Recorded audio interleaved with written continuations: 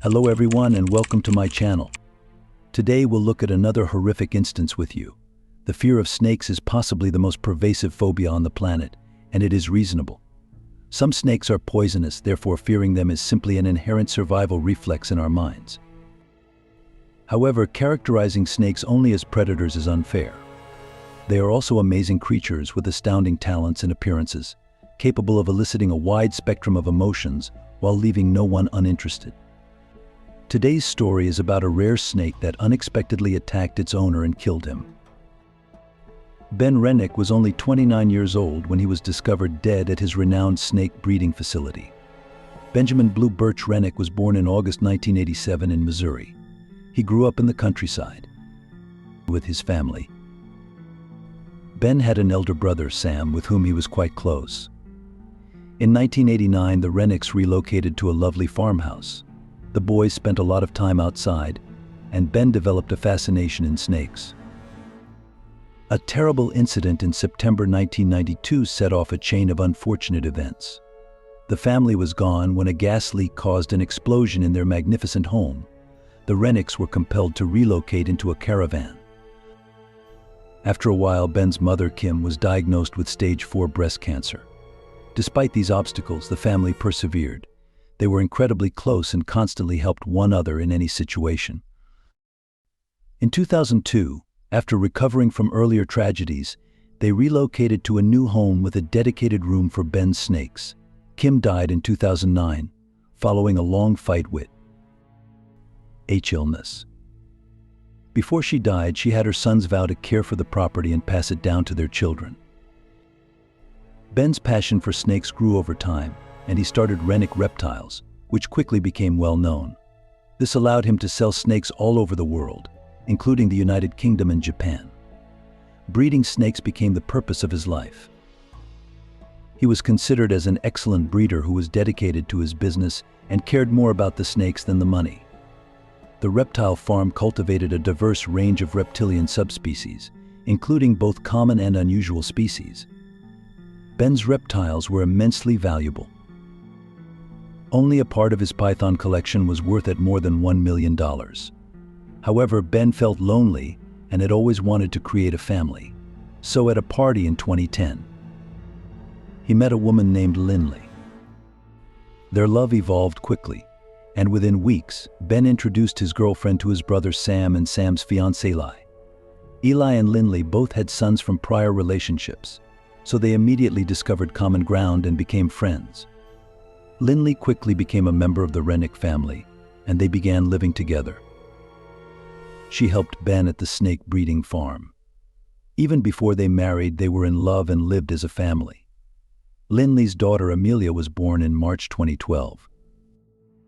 Ben was pleased at being a father. However, the joyful family life ran into new problems. Ben's father, Frank Rennick, ran into severe problems with his business. Previously, he had engaged in multiple illegal stock transactions to pay for Kim's medical expenditures and treatment. Frank committed suicide just one day before the FBI was scheduled to visit the farm. The investigation came to a halt when Frank passed away. The sons were greatly impacted by yet another parental loss, but they managed to overcome it, banding together and supporting one another once more. Ben inherited the house and farm, but Sam received an amount significantly beyond the property's value. Each brother had his own family and children, but that never stopped them from living as one large family in their parents' home. They lived together, and Sam, without hesitation, used his inheritance to renovate the property. Initially, everything seemed good, but soon money disagreements produced a schism between the brothers. Following his father's passing, Ben concentrated on his business and family. He chose to formalize his connection with Lindley. They married on April 14, 2014, and Lindley became a full part of the Rennick household. Lindley and Ben established a second firm, Essentia Spa, Inc. Company Lindley handled struggled financially. Ben and Lindley frequently clashed over money. Lindley worked hard, but not enough to pay the salon's bills. At the same time, Sam and his wife experienced financial difficulties. Ben let them sell some of the furniture in the house. Lindley objected, causing a schism between the families. The relationship was irreparably shattered. Ben resolved to help the family's finances by arranging to sell some rare reptiles for a large price. However, the agreement fell through owing to a tragedy on the farm. On June 8, 2017, Lindley entered one of the farm's barns. Ben lay on the floor in a pool of blood. Lindley called his brother Sam for assistance and dialed an emergency hotline. She said that she discovered her husband comatose on the ground. During the chat, Lindley dropped the phone and dashed outside. Sam continued the chat, confirming that his brother had died. Sam speculated that a snake could be to blame for what had transpired. Montgomery County Sheriff's deputies responded to the snake breeding facility. For the first time in a long time, law enforcement authorities were terrified to visit the farm, fearing the prospect of confronting almost 3,000 snakes and conducting an examination of a guy laying in blood, fearful of being attacked by a dangerous viper thought to be the assailant. However, when Coroner Dave Colbert arrived and looked closely, he uncovered a shell casing on a shelf at eye level. This was much more sinister than a lethal snake bite. Although shells were located near the body, no weapon was discovered. The intruder had shot Ben several times in the back and head. None of the relatives heard gunfire or saw the perpetrator. Sam and Lindley were brought to the sheriff's office for questioning. Lindley alleged that Sam was implicated in her husband's death, even providing a motivation. Apparently, Ben intended to sell the house, but Sam was opposed. Sam was requested to take a lie detector exam, and he passed. The authorities had no basis to detain Lindley and Sam, so they were released. The investigation into who may have wanted Ben Rennick dead began. Several possibilities were presented, the first being robbery, but it was not confirmed because none of the rare snakes were taken and all costly goods remained intact. Police interrogated Lindley just days after Ben Rennick's death. They checked her hands and clothing for gunpowder residue, but the results were negative. Lindley stopped communicating with Sam and Eli after her husband's death. She sold her husband's business, inherited the house, and sought a $1 million life insurance payout for Ben. Lindley intended to sell the Rennick family house for $740,000 once the insurance money arrived. Sam's family was told of the eviction. Sam Rennick accused his brother's wife of involvement in the terrible occurrence after learning of Themic insurance claim and business sale following her husband's death, and he shared his thoughts with police. Lindley was summoned in for further grilling. There, she acknowledged to having complicated relationships with Ben and occasionally meeting a man named Arik. Arik had an alibi, hence he was removed from the list of suspects.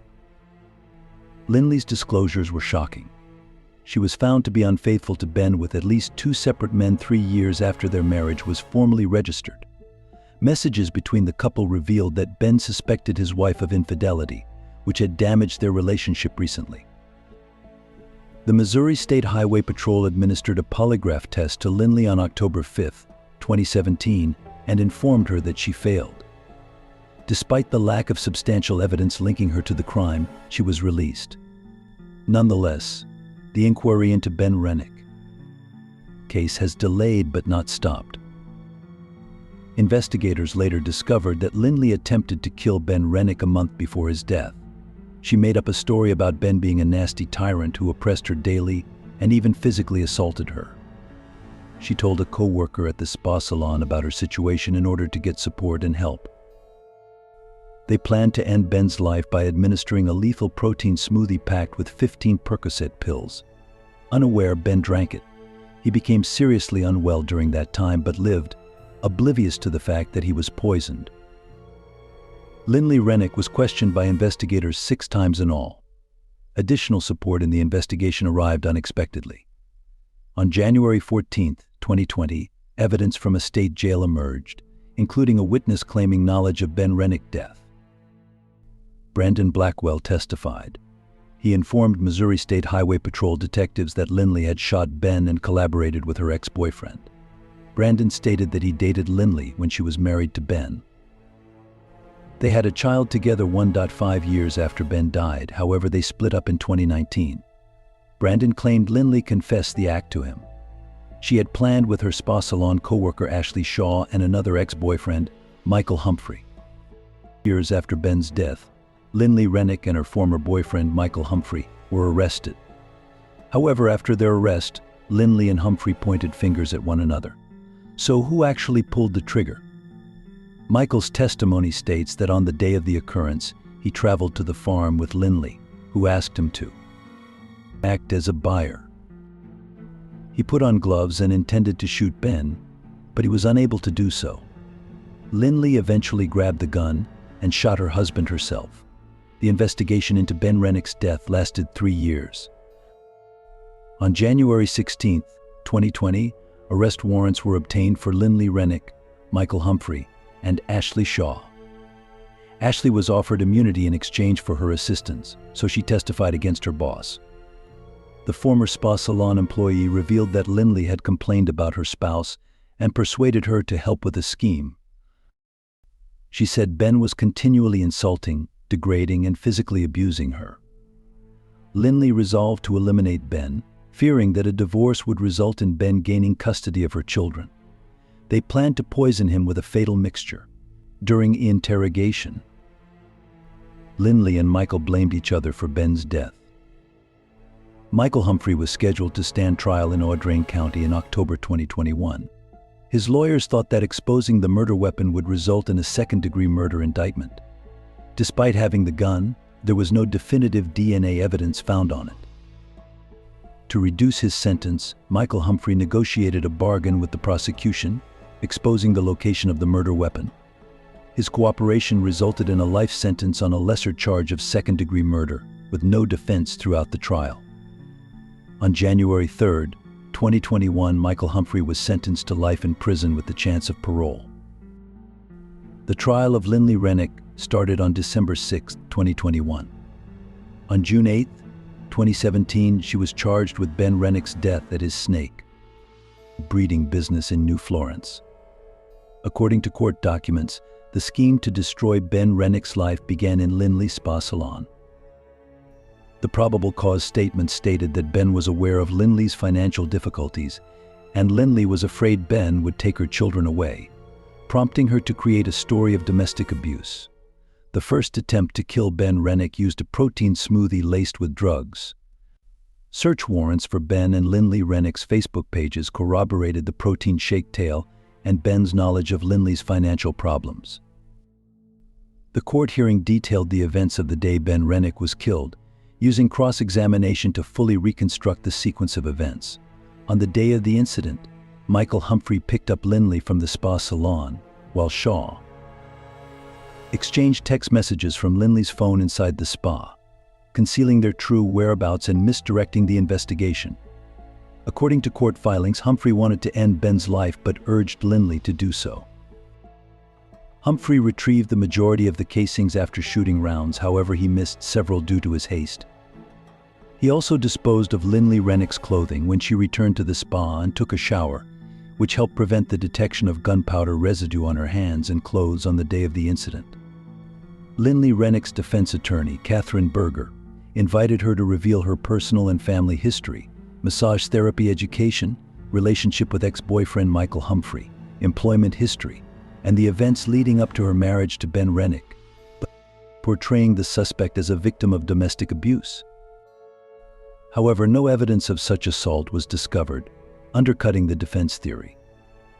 Michael Humphrey allegedly participated in a plot to assassinate Ben Rennick. Lindley Rennick described her relationship with Humphrey as codependent, which included both his drug dealing and her addiction. Lindley Rennick's relationship with Humphrey ended at the end of 2010.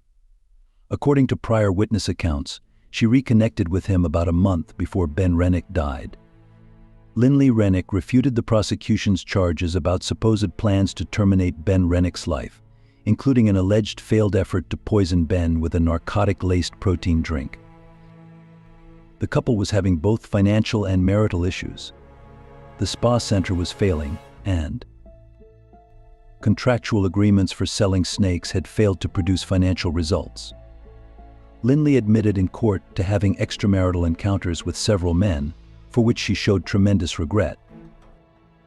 Lindley was at a loss for who to turn to when it came to discussing divorce. Considering her father's divorce experience and firm views on the subject, she sought out to former partners for support during her chat with Ben, which led to a reconciliation with Michael Humphrey. During the prosecution's cross-examination, Lindley admitted to knowingly participating in her husband's death while concealing Michael Humphrey's involvement.